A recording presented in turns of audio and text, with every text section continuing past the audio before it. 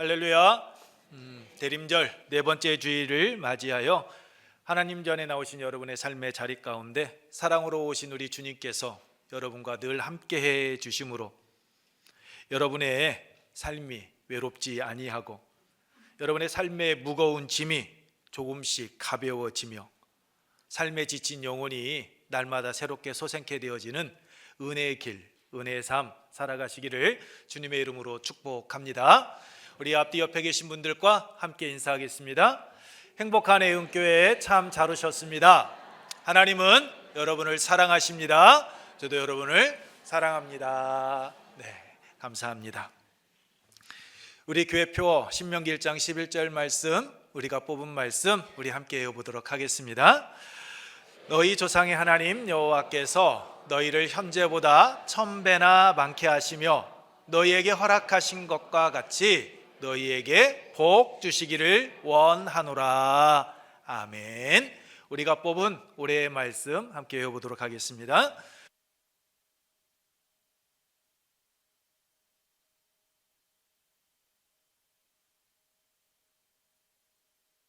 아멘. 잠시 여러분들에게 한 가지 말씀을 좀 드리겠습니다. 제가 설교 중간에 아마 눈을 감을 수가 있어요. 약간 눈 찡풀릴 수가 있습니다. 왜냐하면 하나님의 은혜 가운데 살아가는 아침 햇살과 같은 여러분을 더 잘 보려고 제가 왼쪽 눈에 백내장이 있는데 이 백내장 좀 수술을 했습니다. 그래서 한 2-3주 정도는 적응 단계가 필요하다라고 그래서 오늘 일부 때는 그냥 라이트가 너무 강해가지고 제가 눈을 감는 빈도수가 좀 많았습니다. 인상을 계속 찌푸리는 그런 일들이 있었거든요. 아마 2부 시간에도 계속 원고를 보다 보면 제가 잠깐 찡그릴 수가 있어요. 그게 지금 여러분들 향한 제 마음이 아니라 제 눈이 그런다라는 거 이해해 주시고 여러분들께서 받아주시면 고맙겠습니다. 어둠과 절망 속에서도 희망을 포기하지 않고 예수 그리스도를 기다리며 첫 번째 소망의 촛불을 밝히며 대림절을 맞이한 지가 엊그제 같습니다. 그런데 벌써 평화의 촛불, 기쁨의 촛불에 이어 오늘 네 번째 촛불이 밝혀졌습니다. 오늘 밝혀진 이 네 번째 촛불은 사랑의 촛불입니다. 하나님께서 당신의 피조물인 인간에게 조건 없이 먼저 사랑을 보여주신, 사랑을 표현해 주신 그것을 의미하고 있습니다.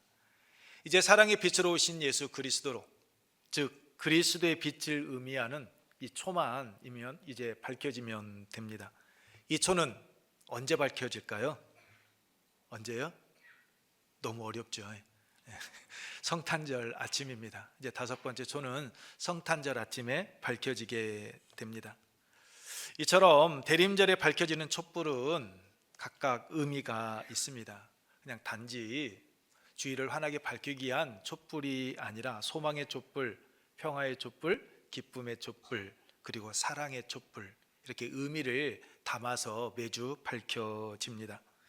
어둠 속에서도 희망을 잃지 말라는 그 메시지를 이 촛불에 담겨져 있는 것입니다. 아직 응답은 없지만 어둠 속에서도 소망을 품고 다시 오시겠다고 하신 그 약속의 말씀을 붙들고 기뻐하며 세상의 빛이신 주님을 맞이할 그 자리를 준비하며 믿음으로 기다리는 것, 이것이 바로 대림절입니다. 죽음의 수용소라는 책을 쓴 신경정신의학자 비터 프랭클, 여러분은 들어보셨을 겁니다. 그는 죽음의 수용소 아우슈비츠에서 매일 죽음을 눈앞에 두고서도 흙속에 숨겨두었던 유리 조각으로 매일같이 면도를 하며 그 희망의 끈을 그는 놓지 않았습니다. 나치의 패망으로 그는 극적으로 살아남게 되었는데 6월절이 돌아오게 되면 포로 소용소에서 불렀던 노래, 하나님이 우리를 구원하리라 라는 것을 굳게 믿는다네, 단지 조금 늦을 뿐이라네 라는 이 노래를 떠올리면서 가사를 바꿔서 그는 불렀다라고 합니다. 가사는 이렇습니다. 하나님의 구원은 결코 늦는 법이 없다네, 다만 우리가 너무 성급할 뿐이라네. 그는 자신의 삶을 이렇게 고백을 했습니다. 어떤 절망에도 희망은 있으며 어떤 존재에도 살아갈 의미는 있다라고 말입니다. 어떤 절망적인 상황 속에서도 희망을 노래하고 어떤 존재에도 살아갈 의미가 있다라는 것, 이것을 그는 고백하면서 살았습니다. 이 프랭클의 고백처럼 우리는 어떠한 절망적인 상황에 놓인다 할지라도 희망을 품고 살아가야 될 존재들입니다. 하나님께서는 우리가 그러한 희망을 품고 살아가도록 하기 위하여 예수 그리스도를 이 땅에 보내주셨습니다. 그러므로 우리는 어떤 상황에 있든지 예수 그리스도 안에서 내일의 희망을 붙들고 하나님께서 맡겨주신 우리의 삶의 자리에서 우리는 소망을 이야기하며 우리는 꿈꾸며 살아가야 하는 것입니다. 우리는 지금 2000년 전 우리를 위하여 이 땅에 오신 예수 그리스도를 기억하면서 다시 오실 예수 그리스도를 기다리는 그 믿음의 시간을 지금 보내고 있습니다. 그렇다면 하나님께서는 우리가 어떤 모습으로 다시 오실 예수 그리스도를 맞이할 준비를 하며 기다리기를 원하실까요? 본문은 예수님께서 이 땅에 오신 이유를 말씀해 주시면서 자기 유익과 높은 자리를 구하는 제자들에게 하나님의 나라는 세상 방식과 다르다라는 것을 가르쳐 주신 말씀입니다. 따라서 이 말씀은 우리가 어떠한 삶의 자세로 다시 오실 예수 그리스도를 기다려야 하는지 분명하게 우리에게 보여주고 있습니다. 그렇다면 소망 가운데 다시 오실 주님을 기다리는 성숙한 신앙인의 모습은 어떤 모습일까요? 첫째, 세상 방식이 아닌 예수님의 방식으로 살아가는 자입니다. 우리 함께 읽겠습니다. 첫 번째입니다. 띄워주시면 고맙겠습니다. 함께 읽습니다. 세상 방식이 아닌 예수님의 방식으로 살아가야 합니다. 그렇습니다. 세상 방식이 아닌 예수님의 방식으로 살아가야 합니다. 41절 말씀을 보면 예수님의 제자들이 야고보와 요한의 말을 듣고 화를 냈다라고 말씀을 하고 있습니다. 이유가 무엇입니까? 지난주에 말씀을 드렸던 것과 같이 10제자 역시 야고보와 요한 못지않게 주님의 그 영광 중에서 높은 자리에 앉고 싶은 그 욕망, 그 마음을 품고 있었기 때문입니다. 그렇지 않아도 예루살렘에 올라가게 되면 누가 더 높은 자리를 차지하게 될 것인지 서로 눈치를 살피고 있었습니다. 그런데 야고보와 요한이 먼저 앞서가자 혹시 예수님께서 정말 두 형제의 요구를 들어주시는 것은 아니야 라는 그러한 생각을 품게 되었던 겁니다. 그로 인하여 불안한 마음이, 초조한 마음이 그들의 마음을 계속해서 흔들어 댔던 겁니다. 좋은 자리 빼앗길지도 모른다는 그 생각, 그들을 향한 시기와 질투심이 그들의 마음 깊은 곳에 내재되어져 있던 그 분노를 끌어올렸던 겁니다. 자신들이 두 제자에게 뒤처지지 않을까 하는 두려워하는 마음, 자기 마음 가운데 숨겨두었던 그 불안, 그 욕심을 그대로 표출한 겁니다. 야고보와 요한, 다른 제자들도 다르지 않았던 겁니다. 말 그대로 12제자 유유상종이었던 겁니다. 그렇다면 오늘 살아가는 우리는 제자들과 다릅니까? 결코 다르지 않습니다. 그래서 저는 성경을 읽을 때마다 저는 은혜를 받습니다. 성경 속에 나오는 그 인물들을 대할 때마다 그들도 나와 똑같은 사람들이었구나, 그러한 생각을 갖게 되기 때문입니다. 그들도 인간적인 욕망과 연약함 때문에 넘어지고 실패한 자들이었다라는 것. 그럼에도 하나님께서는 그들을 포기하거나 하나님은 그들을 외면하지 않으시고 그들을 다시 일으켜 세워주시고 그들의 삶을 회복시켜 주시는 그 하나님의 은혜를 하나님의 말씀, 성경을 통하여서 계속해서 접하기 때문입니다. 그래서 성경을 읽을 때마다 낙심 가운데 있을 때 그 말씀을 통하여 위로함 받고 새 힘을 얻습니다. 베드로를 보십시오. 그는 누구보다도 예수님을 사랑한다라고 고백했던 자였습니다. 다른 제자들에게 뒤처지고 싶지 않아서 다 주님을 버린다 할지라도 나는 결코 주님을 버리지 않겠다라고 큰 소리 뻥뻥 쳤던 그러한 제자였습니다.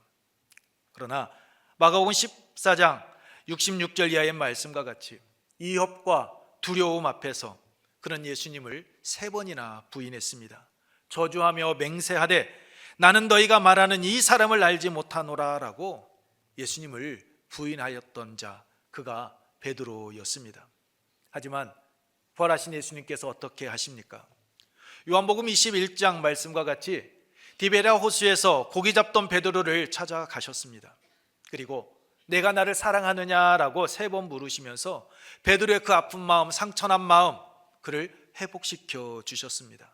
그뿐만이 아닙니다.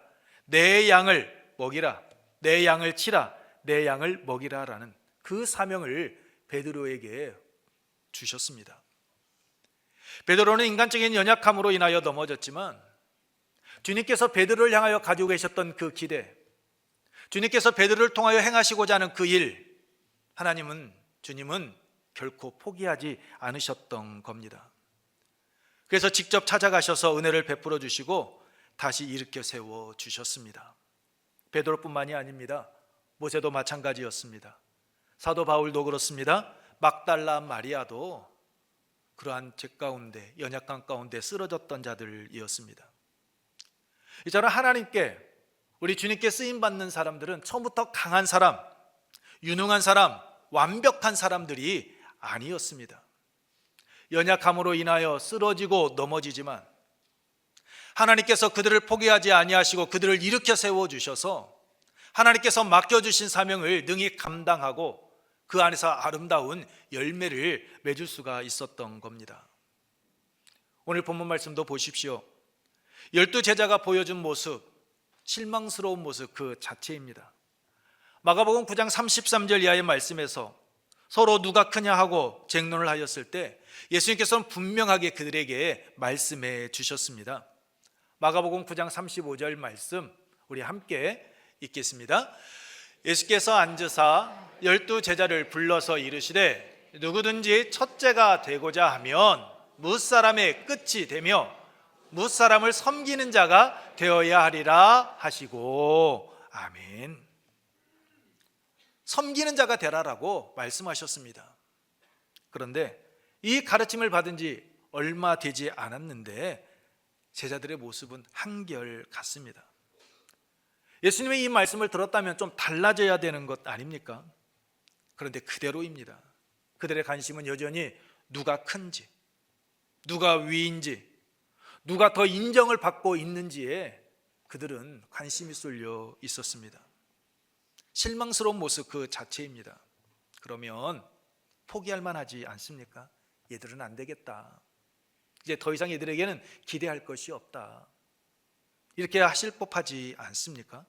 근데 예수님께서는 그런 제자들을 다시 불러놓고 타이르듯이 그들에게 다시 한번 말씀하십니다. 43절로 44절 말씀 우리 함께 읽겠습니다. 너희 중에는 그렇지 않을지니 너희 중에 누구든지 크고자 하는 자는 너희를 섬기는 자가 되고 너희 중에 누구든지 으뜸이 되고자 하는 자는 모든 사람의 종이 되어야 하리라. 아멘. 너희 중에는 그렇지 않을지니라고 말씀하십니다. 42절 말씀과 같이 세상의 집권자들이 마음에 품고 있는 사람들 위에 군림하고 지배하려는 그 욕심 버려라고 말씀하고 계시는 겁니다. 세상의 집권자들이 온갖 노력을 다해 권력을 손에 쥐게 되면 그것을 안고 그것을 가지고 사람들을 위해 군림하려 하는 것처럼 사람들을 억누르고 지배하는 데 이용하는 것처럼 제자들 너희들은 제발 그러지 않았으면 좋겠다라고 지금 말씀하고 계시는 겁니다. 세상 집권자들이 행하는 모습 너희들은 행하지 마라고 지금 타이르고 계시는 겁니다. 높아지려는 마음, 인정받으려 하는 마음, 자기 자리를 지키려 하는 그 마음, 어떻게 해서든지 자신의 이름을 드러내려고 하는 그 인간적인 욕심 다 내려놓으라라고 예수님은 말씀하고 계시는 겁니다. 진정 높임을 받고 싶다면 세상 방식을 버리고 지금 내가 말하는, 내가 지금까지 살아왔던 그 방식을 따라 살아가라라고 예수님은 말씀하고 계시는 겁니다. 세상이 추구하는 것과 반대의 길을 걸어왔던 나의 모습, 내가 너에게 본을 보여주었던 그 모습으로 나오라라고 지금 말씀하고 계시는 겁니다. 그 방식이 무엇입니까? 오늘 말씀과 같이 섬김과 종의 삶이었습니다. 여기서 섬긴다라는 말은 돕는 자, 봉사자, 시중드는 자를 뜻합니다. 그리고 종은 자신의 권리 모든 것 다 내려놓고 주인의 뜻에 온전히 순종하는 그 사람을 의미합니다. 그러니까 예수님께서는 누구든지 크고자 하는 자는, 즉 높임을 받고자 하는 자는 세상 방식이 아니라 철저하게 자기 자신을 낮추고 자신의 권리 다 포기하고 봉사자의 삶을 살아가야 한다라는 겁니다. 예수님께서 이렇게 말씀하실 수 있었던 이유가 무엇입니까? 예수님께서 먼저 그 길을 걸어가 주셨기 때문입니다. 예수님께서는 빌립보서 2장 6절 이하의 말씀과 같이 근본 하나님의 본체이셨습니다. 그런데 사람과 하나님과 동등됨을 취하지 아니하시고 스스로 자기를 비워 종의 모습으로 이 땅에 오셨습니다.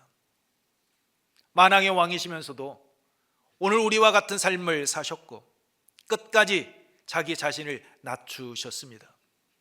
예수님은 세리와 죄인들의 친구가 되어주셨고 그들과 함께 식사하며 함께 울어주시고 그들을 일으켜 세워주시는 그러한 길을 걸어가 주셨습니다. 그 시작이 바로 성탄이고 그 마침이 십자가입니다.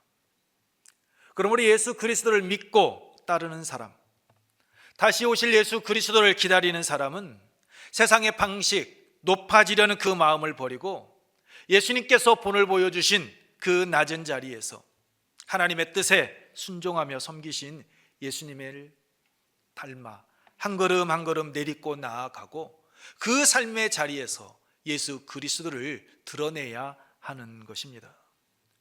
예수님처럼 내려놓고 섬기고 순종하는 자리가 다시 오실 주님을 기다리는 성숙한 신앙인의 삶의 모습입니다.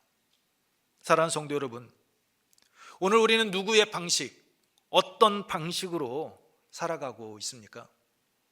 세상 방식입니까? 아니면 예수님의 방식입니까? 교회와 가정과 하나님께서 우리에게 허락하신 삶의 자리에서 섬김을 받으려 하고 있습니까? 아니면 하나님께서 우리에게 맡겨주신 그 삶의 자리에서 섬기는 삶을 살아가고 있습니까? 세상처럼 서로 경쟁하며 누가 큰지 따지고 있습니까? 아니면 보이지 않는 자리에서 묵묵히 섬김을 통해 기쁨을 누리고 직분이 아니라 섬김으로 존중받으며 말보다 삶으로 예수 그리스도를 드러내는 삶 살아가고 있습니까? 주님께서 다시 오셔서 오늘 우리에게 물으신다면 우리는 어떤 대답을 주님께 드릴 수 있습니까? 대림절을 보내는 이때 우리의 삶이 말이 아니라 삶으로 고백되고 삶으로 표현되기를 소망합니다. 그래서 낮은 자의 자리에 찾아오셨던 낮은 자의 모습으로 이 땅에 오신 예수 그리스도가 오늘 우리의 삶을 통하여서 높아지고 우리의 섬김을 통해 하나님의 나라가 이 땅 가운데 아름답게 세워져 가기를 소망합니다. 그 중심에 오늘 또 하나님 전에 나오셔서 예배드리고 계시는 우리의 은혜 가족들 여러분 한 분 한 분이 그 자리에 서 계시기를 주님의 이름으로 축복합니다. 두 번째로 예수 그리스도의 대속의 은혜를 잊지 않고 기억하는 것입니다. 우리 함께 읽겠습니다. 예수 그리스도의 대속의 은혜를 잊지 않고 기억하는 것입니다. 우리는 계속해서 나누고 있는 것처럼 대림절 이 기간을 보내고 있습니다. 대림절은 막연하게 다시 오실 예수 그리스도를 기다리는 시간이 아닙니다. 기억하는 것입니다. 무엇을 기억해야 할까요? 예수님께서 이 땅에 오셔서 우리의 죗값을 대신 지불하신 사건, 십자가에서 흘려주신 그 보혈을 통해 완성하신 그 대속의 은혜, 그 십자가의 사랑을 우리가 기억하고 우리가 기다려야 하는 것입니다. 본문 45절 말씀을 보게 되면 하나님의 그 은혜와 사랑을 대속이다라고 말씀을 하고 있습니다. 고대사에서 대속물은 노예를 자유롭게 할 때 치르는 값, 형벌을 대신 감수하는 보상의 값으로 누군가의 자유를 위해서 다른 사람이 치르는 희생의 값을 의미합니다. 지금도 마찬가지이지만 그 당시 노예나 죄수는 스스로의 값을 지불할 수 없는 자들이었습니다. 그래서 누군가가 대신에 값을 치러줄 때만이 그들은 자유를 얻을 수가 있었습니다.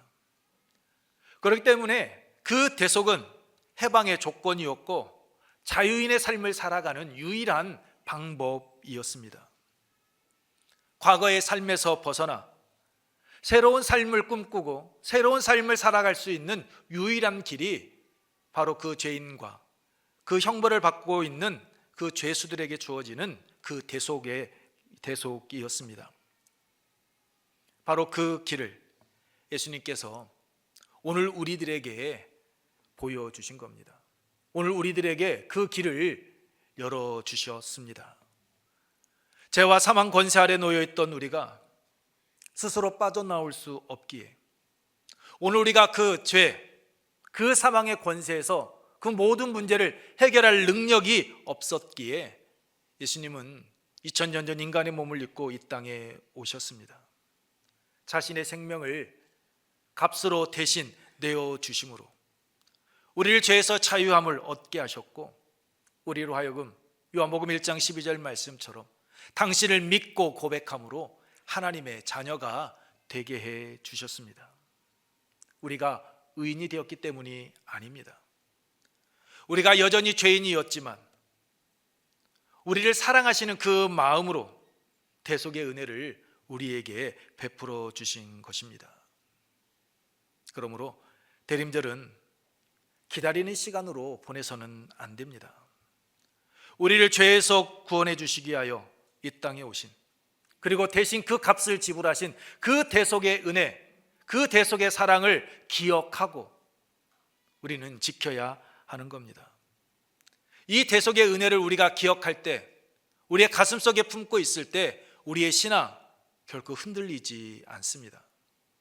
다윗을 보십시오.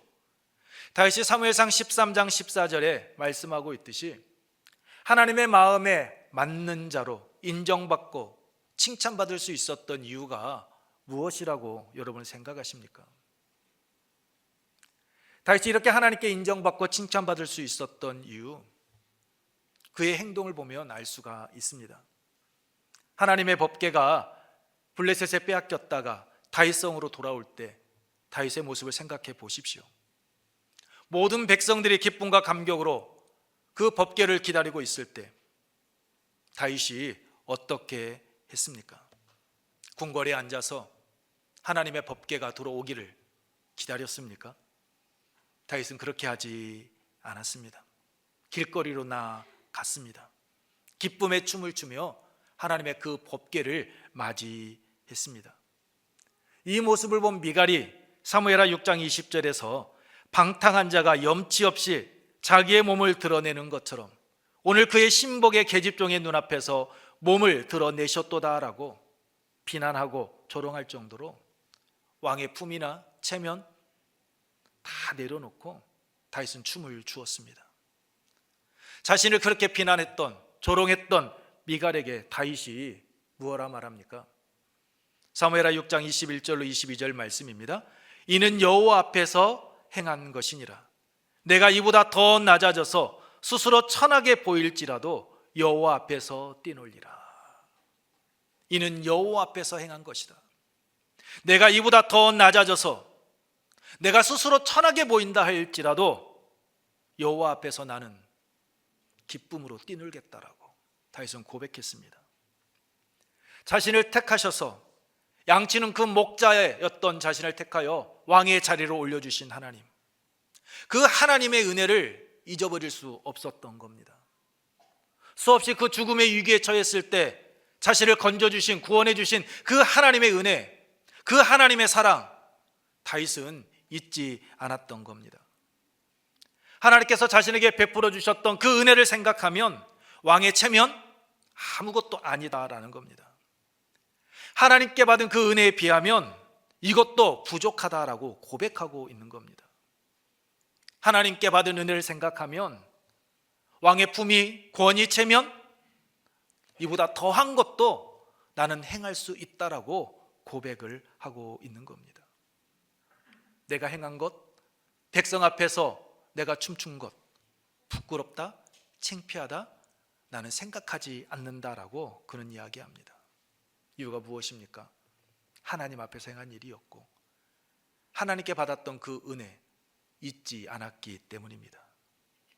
이것이 다시 인간적인 욕망으로 인하여서 간음의 죄를 범하고 그 죄를 숨기기 위하여 살인하는 그러한 무서운 죄를 지었음에도 불구하고 하나님의 은혜를 잊지 아니하고 기뻐하며 행동한 이 모습이 하나님의 마음에 맞는 자로 인정받을 수 있게 한 것입니다. 하나님의 은혜를 잊지 아니하고 하나님을 바라보며 하나님의 뜻을 구하는 그의 삶이 하나님의 마음에 합했기에 하나님께서는 그를 이스라엘의 등불이 되게 해주셨고 예수님의 그 족보 계보에 그의 이름이 오르게 하셨던 것입니다. 다윗이 항상 깨끗한 삶, 바른 삶, 흠도 없는 삶을 살았기 때문이 아닙니다. 그는 그 누구보다도 파란만장한 삶을 살았던 자였습니다. 굴곡진 인생이었습니다. 하지만 하나님은 당신을 향한 그 다윗의 마음을 아셨기에 하나님의 마음에 합한 자라라고 말씀해 주신 겁니다.